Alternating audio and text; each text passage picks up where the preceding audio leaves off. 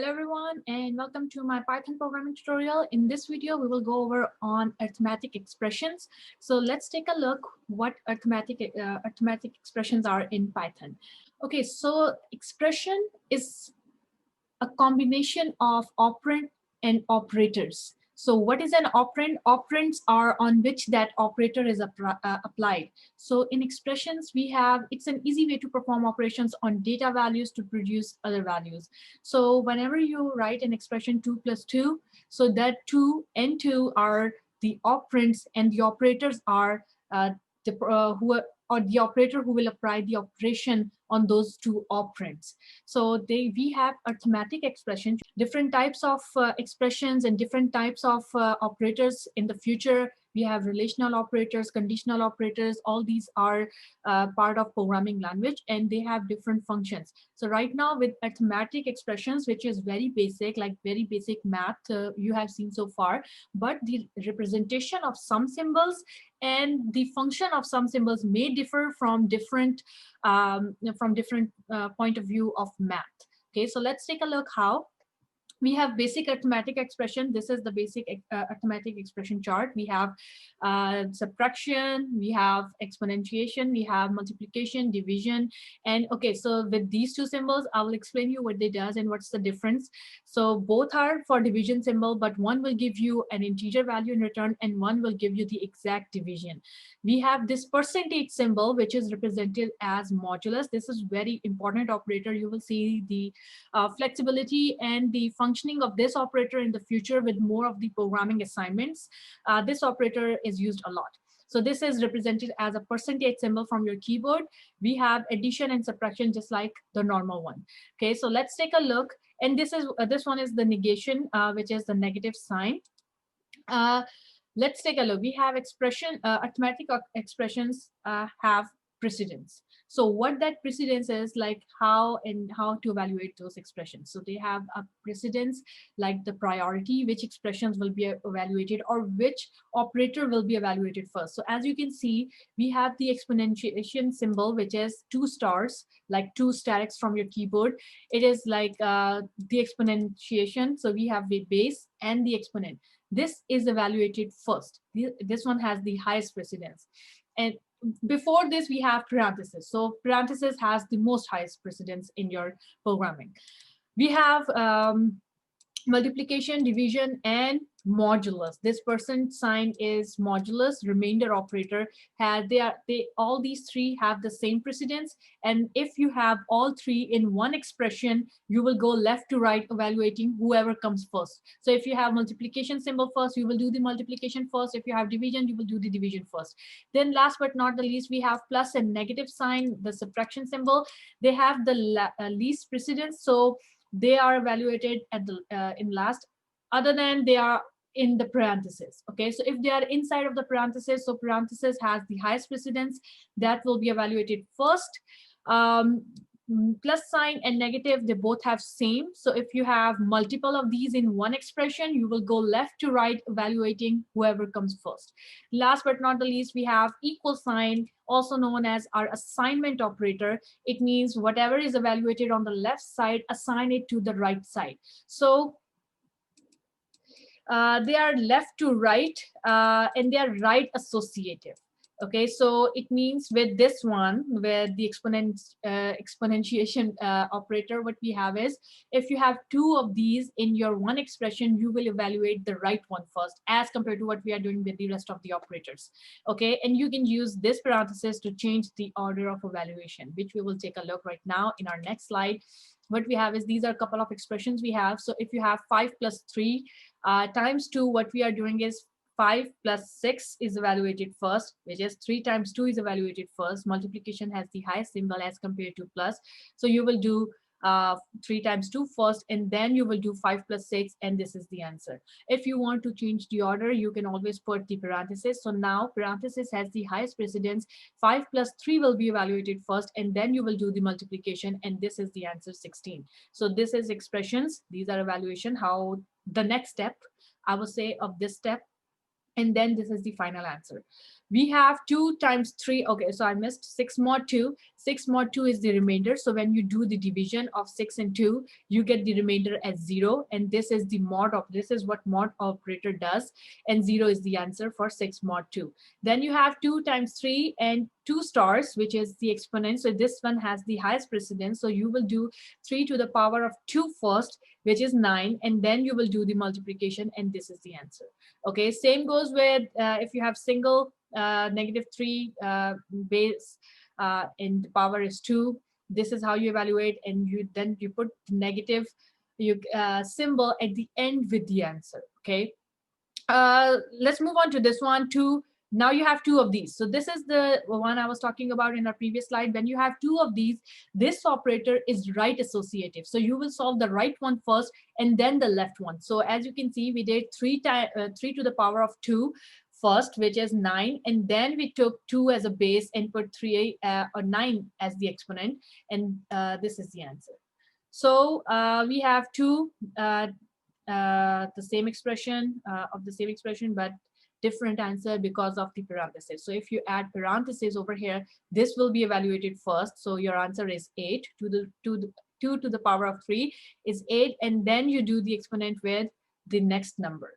And this is the answer. So as you can see, both the answers are different of the same equation. Is just because of the precedence. When you put parentheses, without parentheses, depending on your program, depending on your function, depending on what your program you want your program to do. Okay, so 45 divided by 0, anything divided by 0 or mod 0 will be an error. So make sure you take a look how to overcome that error, how to relate that error. You can always put these expressions in your PyCharm and test your code, which we will do a couple of statements right now and see if the outputs are the same. Arithmetic expressions, when each operand is of the different type, then resulting value is of the more general type. So as you can see, this is important to understand. When you are dividing 2 integers, which is 3 divided by 4, your answer is 0. But where you are writing 3 divided by 4.0, then you have a decimal number. So it means it will keep the decimal value as well. So then it will give you the exact division value. See, and for multiple lines, you can always use the other slash, the other side on. If you take a look at a keyboard, you have backslash and the forward slash. So you can use the forward slash to, if you have like multiple statement. This is for students who are doing on idle or command prompt. Then you can use multiple statements with forward slash, that there are more upcoming statements, and that's the answer. It will relate and combine both of the expressions. Mixed mod of arithmetic type. So this is like basically known as mixing the types. We have 3 different types. Usually Python don't represent as integer, double. We don't write the data types, but at the end, at the back end, it knows that this is the data type and this is how I have to evaluate. So you need to make sure that what answer you need to look at the numbers. So as you can see, when you are combining 3.14 with this is a floating number, this is an integer, 2 integers. So your answer will be in a decimal number. When even in your expression, whole expression, you have 1 decimal number, your answer will be in decimal. But in your whole expression, if you have all integers, and when you do or apply some operators like division or mod, and you have the decimal value, but as you are doing with 2 integers, your answer will be integer. It doesn't round up or round down. It just truncate the value and remove the decimal part. I will show you how. So let's take a look. Remember, Python has 2 different operators. Remember, 2 backslash and 1 backslash. This is what they mean when you have 3 divided by 2 and you use 2 backslash. It means only keep the integer number.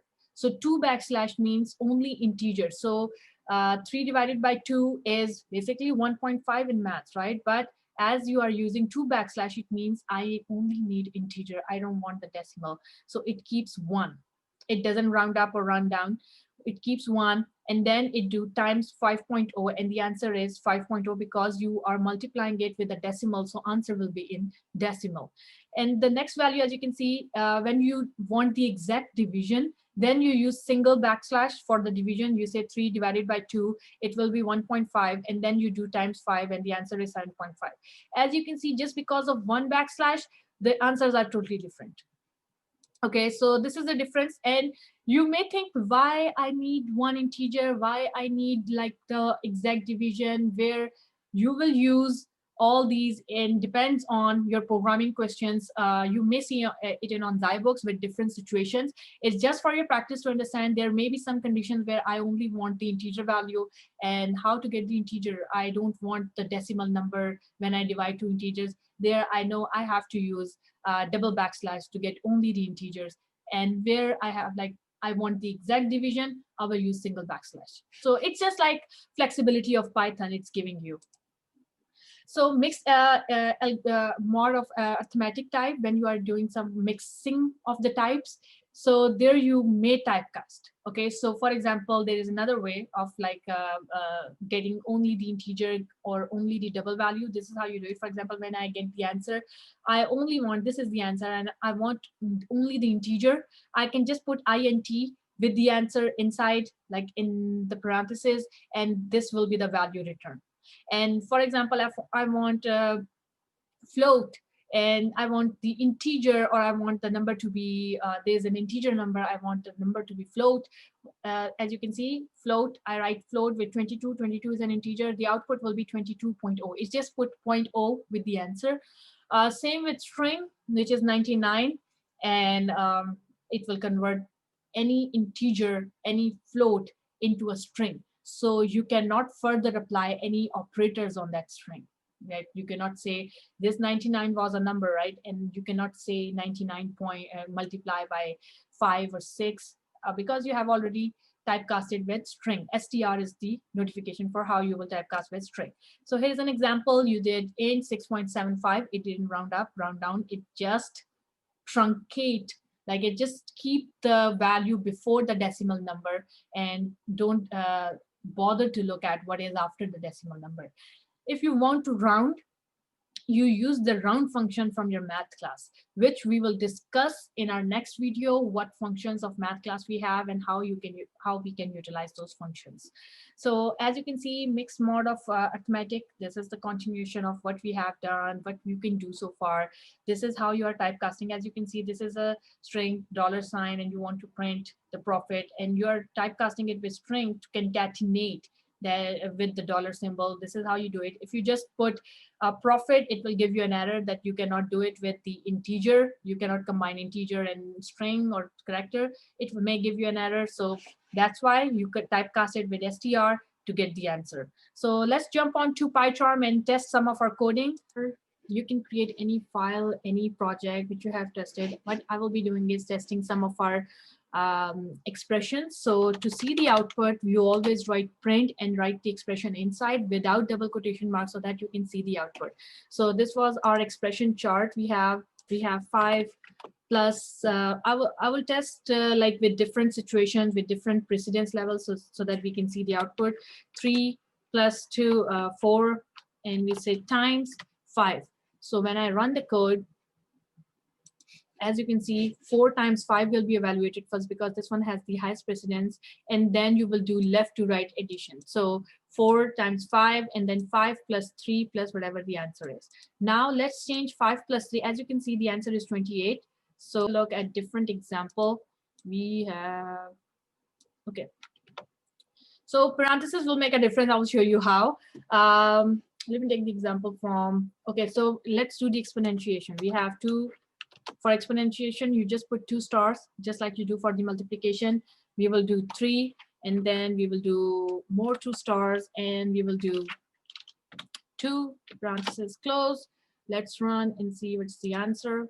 And the answer is 512. That is according to your slide, the example you have seen. Now the changes was, let's put parentheses with one of them, and now the answer will be different.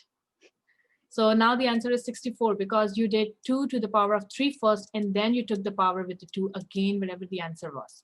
Okay, so this is one thing about expressions and mod. So let's take a look at what we have with the typecasting part. So if I say 5, something like this, 6.755, it is printed. And now what we have to do is with int, just putting int number inside the parentheses. Okay, now I have typecasted 6.755 with int, as you can see, it just printed 6. Let me copy the statement, and what I will do is now I will use round function to round up the value. As you can see, it does give PyCharm give an option like you can do round, and there's other functions you can use. If you just put R and then start giving you a function. As you can see, both have the same statement 6, 7, but with different functionality. It is giving you different answer. It rounded up to 6.7 to 7. Let's put some different number, 6.2, and see how that round function will work on that. As you can see, with 6.2, it round with the round function, it is rounded to the nearest integer, which is 6. And then let's say 6.5. What do you think of 6.5? It will do. Let's run and see the functionality. It's still 6. Let's run 6.6 and round to the nearest integer, which will be the 7. Okay, so this is how your concatenation things work.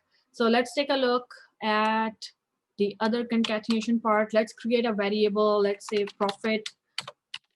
I will assign a decimal number, 100.55, let's say. And now what I will do is let's print, and I want to print it with a dollar symbol. Okay, so let's say print and dollar, as I'm representing in dollars. So, and then what I will do is I want the number or the value.